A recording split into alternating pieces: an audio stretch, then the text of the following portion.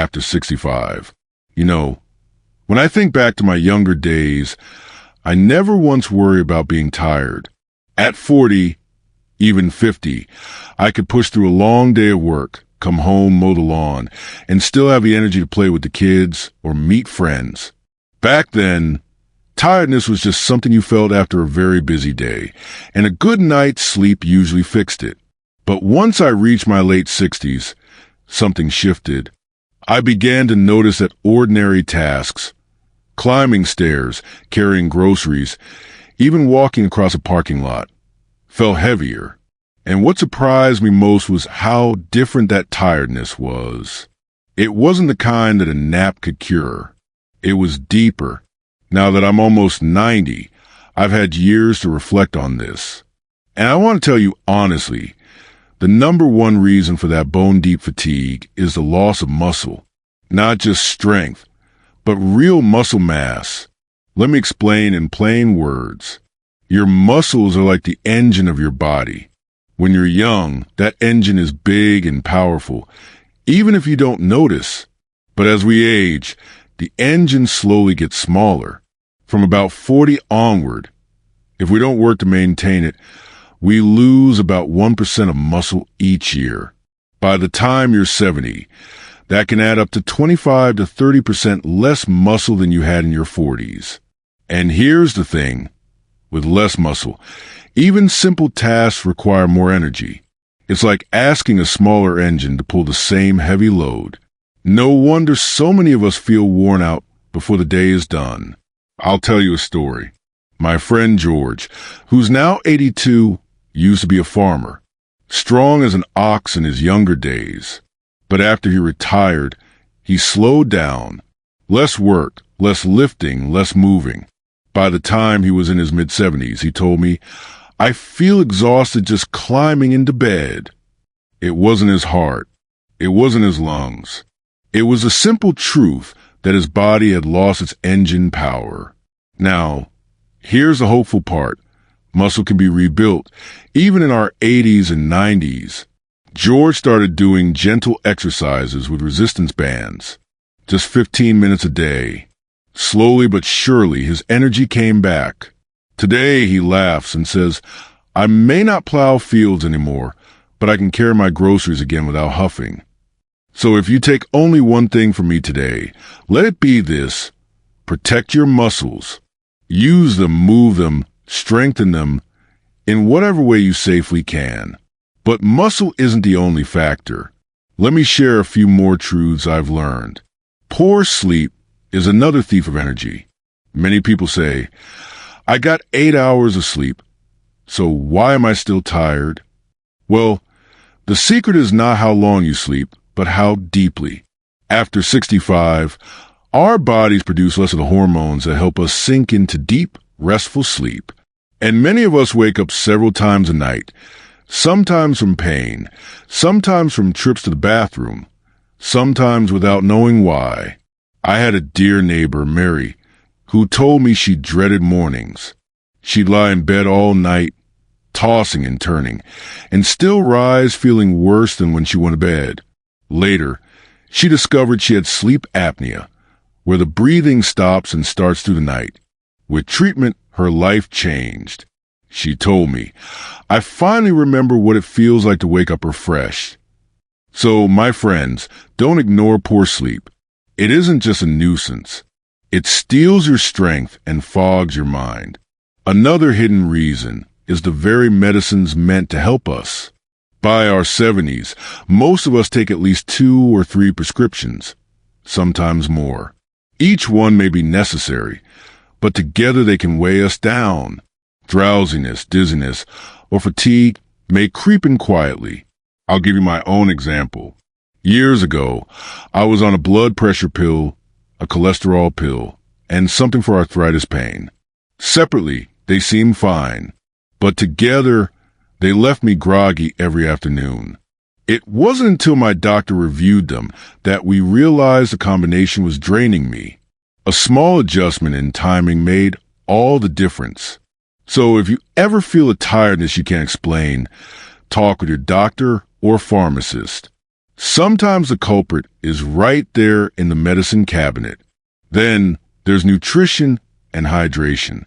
Now, I'll admit, as I got older, my appetite shrank. Food didn't taste as rich, and I didn't feel as thirsty as before. Many seniors I know say the same. But here's the catch. Even if you eat less, your body still needs the same, sometimes even more, of certain nutrients. Take vitamin B12, for example. Without it, your blood can't carry enough oxygen, leaving you weak and drained. Or vitamin D, which supports both bones and muscles. And of course, plain old water. I once went nearly a whole day drinking only a single cup of tea, without realizing it. By evening, I felt dizzy and heavy-limbed. It wasn't illness, it was dehydration. Our bodies simply don't ring the thirst alarm as loudly after 70. A small trick I use now. I keep a glass of water by my chair and I sip, even if I'm not thirsty. It seems simple, but it keeps my energy steady. Let me tell you about another overlooked cause: hidden illnesses. Sometimes fatigue is the first whisper of a deeper problem. Heart disease, thyroid imbalance, diabetes, even depression, all can disguise themselves as tiredness. A woman I know, and spent nearly 2 years believing her exhaustion was just age. Finally, her daughter persuaded her to see a doctor. It turned out her thyroid was underactive. With proper treatment, her life transformed.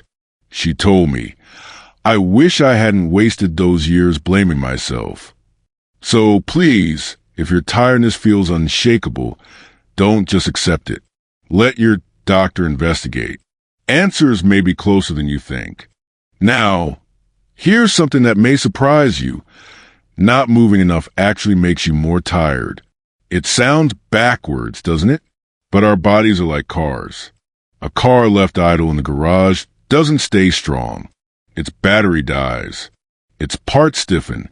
In the same way, when we stop moving, our energy drains away even faster. I've had days when I felt too tired to take a walk. But on the days I pushed myself to stroll, even just around the block, I came home feeling more alive. Movement creates energy. It's as if the body rewards us for using it. So my advice, don't stop moving. Even gentle stretching, lifting light weights, or simply standing up more often during the day can keep your inner battery charged. And finally, perhaps the most important lesson of all, our spirit and emotions play a bigger role than we realize. Loneliness, grief, worry, these weigh on the body just as much as any illness. When the heart is heavy, the body follows. I've known strong men who could lift hay bales without breaking a sweat, yet crumbled under the weight of loneliness. But I've also seen the opposite. People in their late 80s who seemed to glow with energy, not because their bodies were perfect, but because their hearts were full of purpose. They volunteered, they sang, they laughed with neighbors. Their spirits carried them through. For me, joining a local reading group gave me back that spark. Every Thursday, sitting with others, sharing stories and laughter, it was like medicine for my soul. So if fatigue feels overwhelming, ask yourself, am I carrying too much alone? Who could I connect with today? Sometimes the best cure for tiredness is not a pill or a nap, but a warm conversation or a shared smile.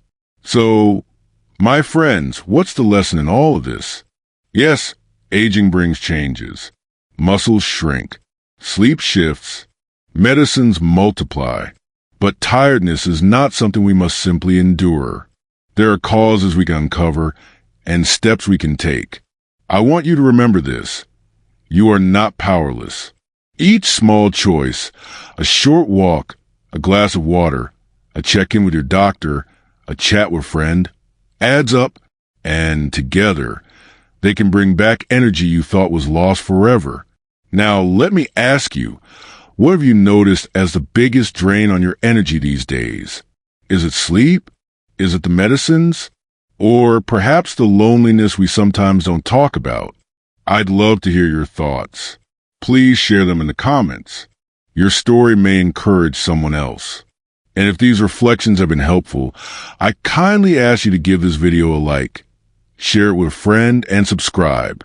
That way, we can keep walking this journey together, not just as individuals growing older, but as a community lifting one another up. Thank you for spending this time with me. And remember, even after 65, even after 85, life still holds energy, hope, and joy if we take care of both body and spirit.